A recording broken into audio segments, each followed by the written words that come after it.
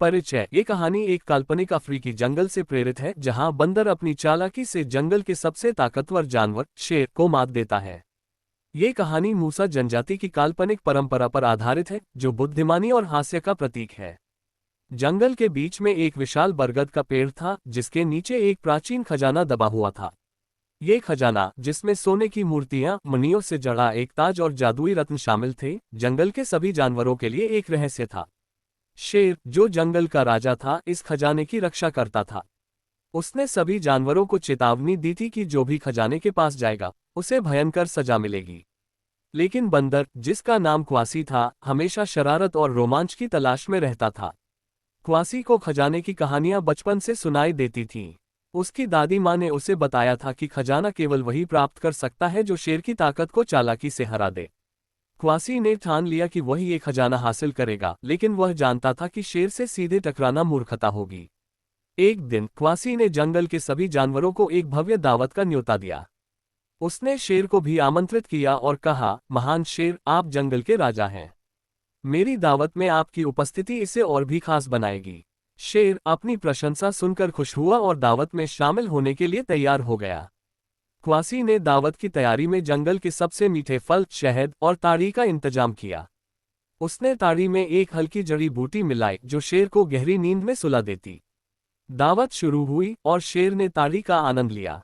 कुछ ही देर में वह गहरी नींद में सो गया। क्वासी ने मौका देखकर बरगद के पेड़ के नीचे छिपा हुआ खजाना खोदा और उसे एक गुप्त गुफा में ले गया। जब शेर की नींद खुली तो उसे पता चला कि खजाना गायब है।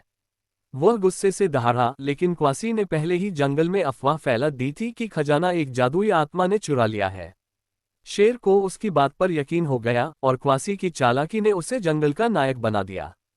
संदेश। ये कहानी सिखाती है कि बुद्धि और चालाकी ताकत से ज्यादा प्रभावशाली हो सकती है। कहानी 2, बंदर और मगरमच्छ की दोस्ती। परिचय। ये कहानी एक काल्पनिक नदी के किनारे की है जो योना जनजाति की परंपराओं से प्रेरित है। यहाँ बंदर की शरारतें उसे मुसीबत में डालती हैं, लेकिन उसकी चतुराई उसे बचा लेती है। नदी के किनारे एक चालाक बंदर रहता था जिसका नाम था टिको। टिको को नदी के दूसरी ओर के आम के पेड़ बहुत पसंद थे, लेकिन नदी में एक भयानक मगरमच्छ रहता था जो किसी को भी पार नहीं करने देता था। टिको ने एक दिन मगरमच्छ से दोस्ती करने का फैसला किया। टिको ने मगरमच्छ को पुकारा, अरे मगरमच्छ भाई, तुम इतने ताकतवर हो, लेकिन क्या तुम जानते हो कि जंगल में सबसे स्वादिष्ट आम मेरे पास है? मगरमच्छ, जो हमेशा भूखा रहता था, ने ललचाते हुए कहा, मुझे वो आम चाहिए, बंदर। टिको ने जवाब दिया, मैं तुम्हें आम दूंगा, लेकिन पहले तुम मुझे नदी पार कराओ। मगरमच्छ ने टिको को अपनी पीठ पर बिठाया और नदी पार कराने लगा। लेकिन बीच नदी में मगरमच्छ ने सोचा, क्यों न मैं इस बंदर को ही खा लूं। उसने टिको से कहा, मुझे आम की जरूरत नहीं, मैं तुम्हें खा लूंगा।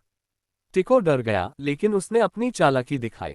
उसने हंसते हुए कहा, अरे मगरमच्छ, तुम तो मजाक करते हो, लेकिन अगर तुम मुझे खाना ही चाहते हो तो पहले मेरा दिल खाओ। मैंने तो उसे पेड़ पर छिपा दिया है। मगरमच्छ को टिको की बात पर यकीन हो गया। वह उसे वापस किनारे ले गया ताकि टिको अपना दिल ला सके। जैसे ही वे किनारे पहुंचे, टिको पेड़ पर चढ़ गया और हंसते हुए बोला, मूर्ख मगरमच्छ, मेरा दिल तो मेरे सीने में है। अब तू मुझे कभी नहीं पकड़ सकता। टिको ने आम तोड़े और जंगल में भाग गया, जबकि मगरमच्छ अपनी मूर्खता पर पछताता रहा। संदेश। ये कहानी सिखाती है कि मुश्किल हालात में भी चतुराई से रास्ता निकाला जा सकता है। कहानी 3, बंदर और जंगल का गीत। परिचय। ये कहानी काल्पनिक सावो जनजाति से प्रेरित है जो संगीत और एकता को महत्व देती है। यहाँ बंदर अपनी शरारत से जंगल को एकजुट करता है। जंगल में एक बार भयंकर सूखा पड़ा। नदियां सूख गईं और जानवरों में भोजन के लिए झगड़े होने लगे। एक चालाक बंदर, जिसका नाम था जामो, ने फैसला किया कि वह जंगल को फिर से खुशहाल बनाएगा। जामो को गाना बहुत पसंद था और वह जानता था कि संगीत सभी को एकजुट कर सकता है। जामो ने जंगल के सभी जानवरों को एक सभा में बुलाया। उसने कहा, हम सब मिलकर एक ऐसा गीत बनाएंगे जो बारिश को बुलाएगा।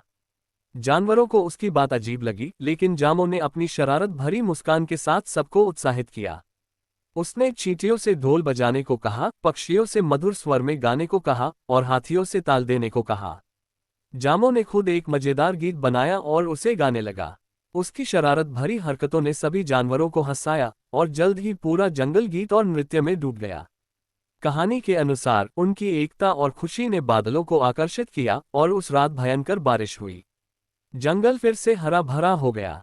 जामो ने न केवल बारिश बुलाई बल्कि जंगल के जानवरों को एकजुट रहने का महत्व भी सिखाया। उसकी शरारतें इस बार जंगल के लिए वरदान बन गईं। संदेश: ये कहानी सिखाती है कि शरारत और हास्य भी सकारात्मक बदलाव ला सकते हैं, अगर उनका उपयोग सही दिशा में किया जाए। कहानी 4: बंदर और जादुई बीज। परिचय: ये कहानी एक काल्पनिक अफ्रीकी गांव से प्रेरित है जो लुबा जनजाति की परंपराओं से प्रभावित है। यहाँ बंदर की चालाकी एक गांव को समृद्ध बनाती है। एक गांव में सूखे के कारण फसलें बर्बाद हो रही थीं। गांव वाले निराश थे और उनकी आखिरी उम्मीद एक जादुई बीज था जो एक बूढ़ी जादूगरनी ने गांव को दिया था। उसने कहा था कि यह बीज एक ऐसा पेड़ उगाएगा जो साल भर फल देगा। लेकिन बीज को बोने के लिए एक खास पहाड़ी की जरूरत थी जो एक विशालकाय सांप की गुफा के पास थी। गांव का कोई भी व्यक्ति सांप से डरता था, लेकिन एक चालाक बंदर जिसका नाम था मकवे ने ये जिम्मेदारी ली। मकवे ने गांव वालों से कहा, मैं उस बीज को बो दूंगा, लेकिन मुझे तुम्हारी मदद चाहिए। उसने गांव वालों से ढेर सारी मिर्च और शहद इकट्ठा करने को कहा। मकवे ने मिर्च को पीसकर एक तीखा पाउडर बनाया और उसे सांप की गुफा के बाहर छिड़क दिया। जब सांप बाहर आया तो मिर्च की गंध से वह चीखने लगा और गुफा से दूर भाग गया। मकवे ने जल्दी से बीज बोया और शहद से उसकी रक्षा की ताकि कीड़े उसे न खाएं। कुछ ही हफ्तों में वहां एक विशाल पेड़ उगाया जो रसीले फलों से भरा था। गांव वाले मकवे की चालाकी से हैरान थे। उन्होंने उसे अपना नायक माना और हर साल उसकी शरारतों की कहानियां सुनाईं। संदेश: ये कहानी सिखाती है कि बुद्धिमानी और रचनात्मकता से बड़ी समस्या हल की जा सकती है। निष्कर्ष: ये 4 कहानियां अफ्रीकी लोककथाओं की परंपरा को दर्शाती हैं, जहां बंदर को चालाक, शरारती और समस्याओं का हल निकालने वाला जीव माना जाता है। प्रत्येक कहानी में बंदर अपनी बुद्धि और हास्य से जंगल या गांव को बेहतर बनाता है। ये कहानियां न केवल मनोरंजक हैं, बल्कि यह भी सिखाती हैं कि चालाकी, हास्य और एकता से किसी भी मुश्किल का सामना किया जा सकता है।